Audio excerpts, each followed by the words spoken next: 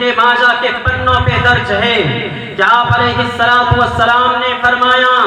کہ یا معاشر المہاجرین خصال خمس اذا ابتلیتم بہن واعوذ باللہ ان تدرکوا لہن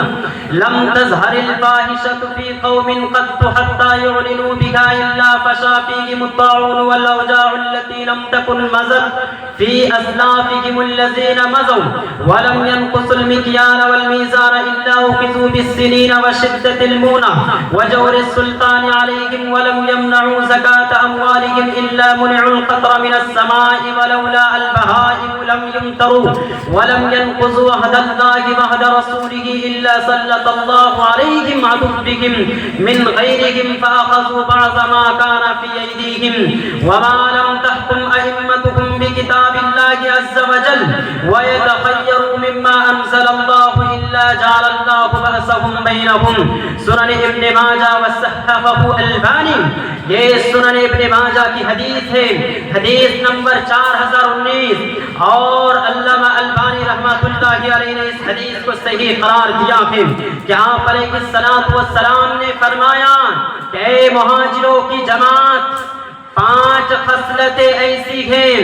کہ جب وہ خصلتیں تمہارے اندر پیدا ہو جائیں، جب یہ 5 صفت تمہارے اندر پائی جائیں تو یاد رکھنا ان کی سزا ضرور ملے گی، اور میں اللہ سے پناہ مانگتا ہوں کہ وہ خصلتیں تم تک پہنچیں. وہ خصلتیں کیا ہیں؟ نمبر 1 کہ جب بھی کسی قوم میں، کسی سماج میں بدکاری اعلانیاں ہونے لگتی ہیں تو ان میں طاعون اور ایسی بیماریاں پھیل جاتی ہیں جو ان کے اسلاف میں کبھی نہیں ہوئی تھی. نمبر 2، اور جب لوگ ناپ تول میں کمی کرتے ہیں تو ان کو قحط سالی، معیشت کی تنگی اور حکمرانوں کے ظلم کے ذریعے سزا دی جاتی ہے.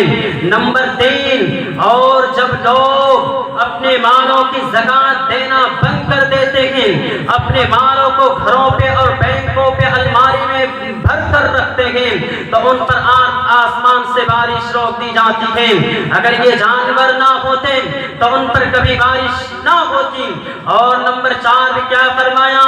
کہ جب لوگ اللہ اور اس کے رسول کے حد کو توڑتے ہیں، اللہ اور اس کے رسول کی نافرمانی کرتے ہیں تو ان پر غیروں میں سے دشمن مسلط کر دیے جاتے ہیں اور ان سے وہ سب کچھ چھین لیتا ہے جو ان کے ہاتھ میں ہوتا ہے. اور آج دیکھ لیجئے موجودہ دور میں کہ ہمارا ایمان کمزور ہوتا گیا اور ہماری مساجد کو چھین رہے ہیں. نبی پاک علیہ السلام نے پہلے ہی فرمایا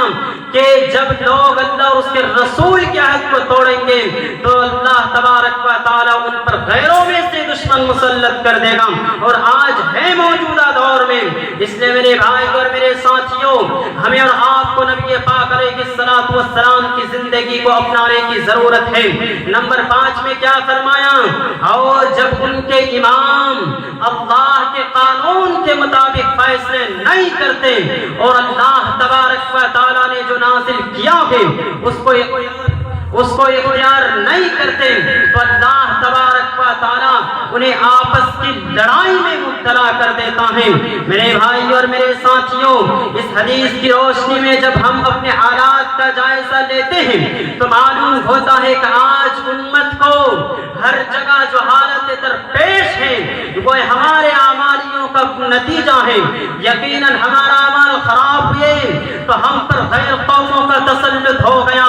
اور ہمارے مال و زر پر دشمنان اسلام کا قبضہ ہو گیا. اس لیے دنیا کے مسلمانوں، ہندوستان کے مسلمانوں، اگر اب بھی ہم اصل دین کی طرف لوٹ کر نہ آئیں، اپنے اندر موجودان برائیوں کو دور نہ کیے، کتاب و سنت کو مضبوطی کے ساتھ نہ تھامیں تو یاد رکھنا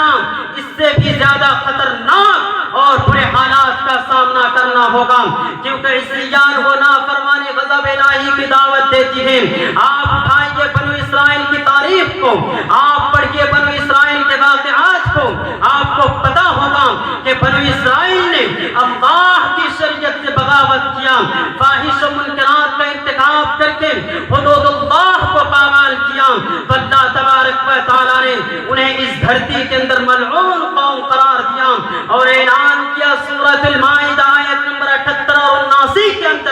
کہ لعن الذین کفروا من بنی اسرائیل علی لسان داؤد و عیسی ابن مریم ذالک بما عصوا وکانوا یعتدون کانوا لا یتناہون عن منکر فعلوہ لبئس ما کانوا یفعلون کہ بنو اسرائیل پر داؤد علیہ السلام اور عیسیٰ بن مریم کی زبانی لعنت کی گئی ہے اس وجہ سے کہ وہ نافرمانیاں کرتے تھے اور حد سے آگے بڑھ جاتے تھے، ایک دوسرے کو برے کاموں سے بدکار کاموں سے روکتے نہ تھے، جو وہ کرتے تھے اور جو کچھ بھی وہ کرتے تھے وہ یقیناً بہت برا تھا۔ آج دنیا کی تاریخ کو اٹھا کر دیکھ لیجئے، آج ہمارے معاشرے کے اندر دیکھ لیجئے کہ آج ہمارے معاشرے میں امت مسلمہ میں بنو اسرائیل کی یہ مذموم صفات ٹوٹ کر بھری ہوئی ہے، جن کی وجہ سے مسلمان عالم غضب الہی کا شکار ہو گئے اور اللہ کی رحمت سے محروم کر دیے گئے۔ اس لیے میرے بھائی اور میرے ساتھیوں، یقیناً حالات بہت سخت ہیں، اگر پھر سے ہم اپنی عظمت رفتہ بحال کرنا چاہتے ہیں، اپنا کھویا ہوا وقار، اپنی شان و عزت، رعب و دبدبہ، عروج و اقبال واپس چاہتے ہیں تو یاد رکھنا سب سے پہلے ہمیں اپنی کمزوریوں کی اصلاح کرنی پڑے گی، کیونکہ اللہ کا وعدہ مشروط ہے وَلَا تَهِنُوا وَلَا تَحْزَنُوا وَأَنْتُمُ الْأَعْلَوْنَ إِن كُنتُم مُؤْمِنِينَ کہ تم غمگین نہ ہو، تم رنجیدہ نہ ہو، تمہیں رنجیدہ پڑنے کی کوئی ضرورت نہیں ہے، تم یہ غالب رہو گے، تم یہ فائز رہو گے، تم یہ افضل رہو گے۔ لیکن رب کائنات نے کیا شرط رکھا؟ ان کنتم مومنین، اگر تم مومن ہو، اگر تم ایمان والے ہو، اگر تم تقوی شعار ہو، تب جا کر پھر آگے اللہ تبارک و تعالیٰ کا فرمان ہے وعد اللہ الذین آمنوا وعملوا الصالحات لیستخلفنہم فی الارض کما استخلف الذین من قبلہم وليمكنن لهم دینہم الذی ارتضى لهم وليبدلنہم من بعد خوفہم امنا یعبدوننی لا یشرکون بی شیئا ومن کفر بعد ذلك فاولئک هم الفاسقون۔ اللہ تبارک و تعالیٰ وعدہ فرما چکا ہے کہ تم میں سے جو ایمان لائے ہیں اور نیک اعمال کیے ہیں، اللہ تبارک و تعالیٰ انہیں ضرور ملک کا خلیفہ بنائے گا، انہیں ضرور اس دیش کا سرکار بنائے گا، جیسے کہ ان لوگوں کو خلیفہ بنایا تھا جو اس سے پہلے تھے، اور ان کے لیے ان کے اس دین کو مضبوطی کے ساتھ جمع دے گا اور وہ میری عبادت کریں گے، میرے ساتھ کسی کو شریک نہیں ٹھہرائیں گے۔ اس کے بعد بھی جو لوگ ناشکری اور کفر کریں وہ یقیناً فاسق ہیں۔ میرے بھائی کو آپ نے سنا کہ اللہ تبارک و تعالیٰ نے کیا فرمایا کہ جو لوگ ایمان لائے ہیں، نیک اعمال کیے ہیں، اللہ تبارک و تعالیٰ انہیں اس دھرتی کے اندر اس دنیا کا خلیفہ بنائے گا، اللہ تبارک و تعالیٰ انہیں اس دیش کا سرکار بنائے گا۔ اور آج دیکھیے موجودہ دور میں جو ایمان والے ہوتے ہیں، جو عالم دین ہوتے ہیں، ان کو آج قیادت اور سیاست میں نہیں لیا جاتا ہے، ان کو آج سیاست سے ٹھکرایا جاتا ہے اس بنیاد پر کہ وہ ایک عالم دین ہیں، وہ جھوٹ نہیں بول سکتے، اس بنیاد پر کہ وہ دغا بازی نہیں کر سکتے، اس بنیاد پر کہ وہ ڈھکوسلے بازی نہیں کر سکتے۔ اگر یہ آپ کی نیت ہے تو یاد رکھنا قیادت والو، تم لاکھ چیخ چیخ کر مر جاؤ، لاکھ چیخ چیخ کر اللہ اور اس کے رسول کے نام لے لو، اگر تمہارے اندر ایمان نہیں ہے، اگر تم اپنے ساتھ علماء کو شامل نہیں کرتے ہیں، ایمان والے کو شامل نہیں کرتے ہیں، تو یاد رکھیے آپ کی قیادت، آپ کی سیادت کبھی ترقی نہیں ہو سکتی ہے۔ یہ اللہ تبارک و تعالیٰ کا وعدہ ہے، کیونکہ اللہ نے فرمایا کہ جو ایمان لائے ہیں اور نیک اعمال کیے ہیں، اللہ تبارک و تعالیٰ انہیں ضرور ملک کا خلیفہ بنائے گا۔ اس لیے میرے بھائی اور میرے ساتھیوں، پھر ایک دوسرے مقام پر اللہ تبارک و تعالیٰ کا کیا فرمان ہے؟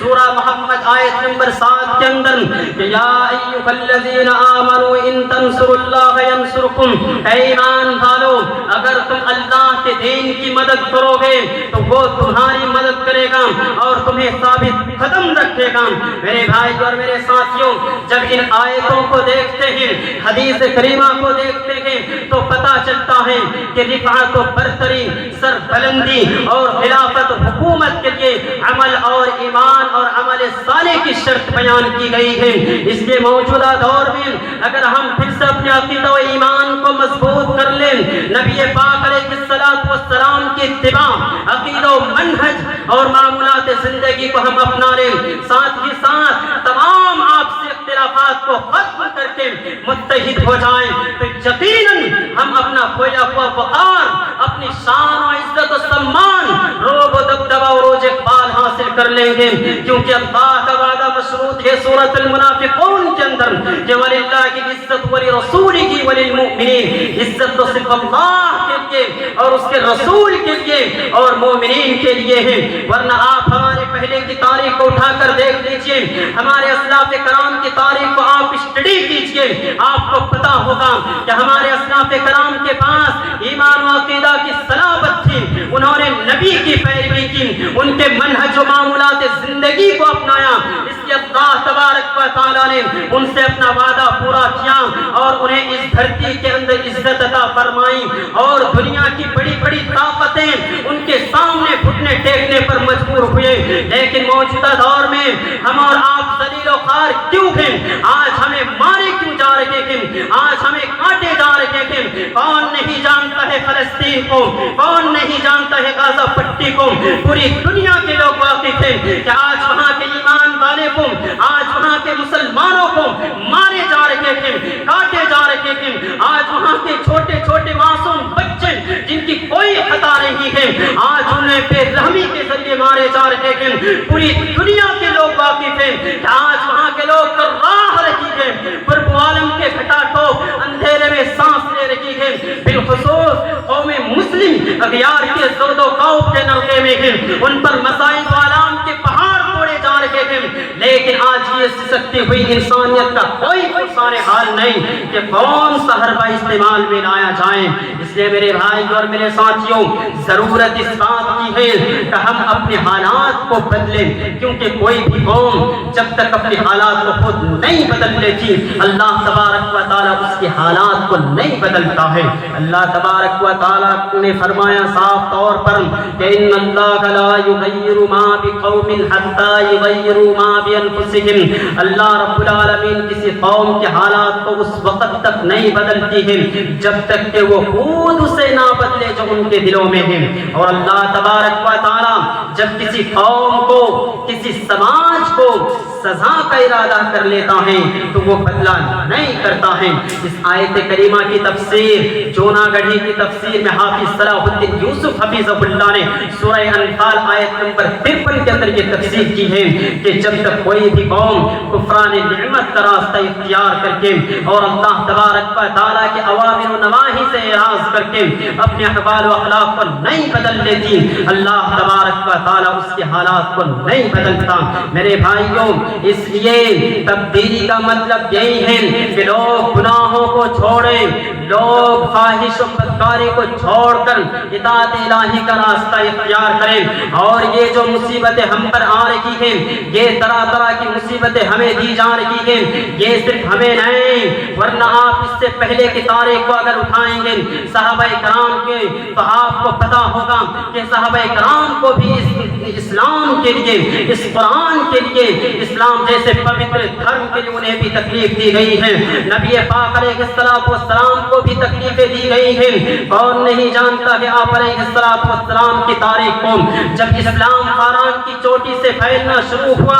اور آپ علیہ السلام اپنی روشنی سے دنیا والوں کو منور کرنے لگے تو باطل طاقتوں میں، فرقہ پرستوں میں کھلبلی مچ گئی اور ساری طاقت و قوت دل و دماغ نور اسلام کو بجھانے میں صرف کرنے لگے، اسلام کو مٹانے کے لیے سازشیں کرنے لگی، طرح طرح کی تدبیریں پاس کی گئی۔ آپ علیہ السلام کے راستے پہ کانٹے بچھا کر، پتھروں سے دبا کر، تپتی ہوئی زمین پر سلا کر، آگ کے انگاروں پر لٹا کر، پھانسی کے پھندوں پر چڑھا کر، گھر بار اجاڑ کر نبی پاک علیہ السلام کی آواز کو دبانے کی کوشش کرنے لگے، مگر حق کی آواز روز بروز بڑھتی جا رہی ہے۔ آپ کو پتا ہونا چاہیے سن 7 ربیع محرم کا مہینہ ہے، مکہ کے تمام لیڈروں نے، مکہ کے تمام چیلوں نے مل کر ایک میٹنگ کی، اور اسی میٹنگ کے اندر وہ ابو جہل وہ راون کی اولاد تھے،